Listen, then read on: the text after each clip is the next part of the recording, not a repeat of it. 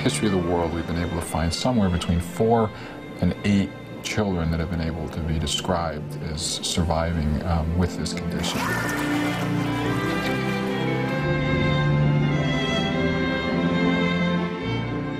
Her legs were fused from her waist down.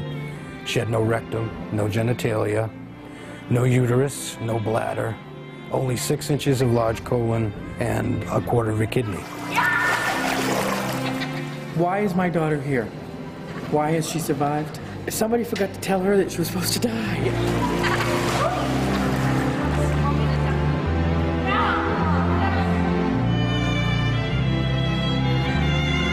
She's up.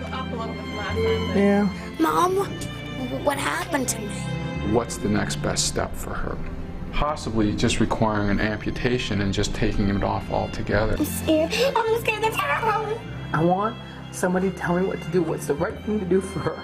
I'm a mermaid.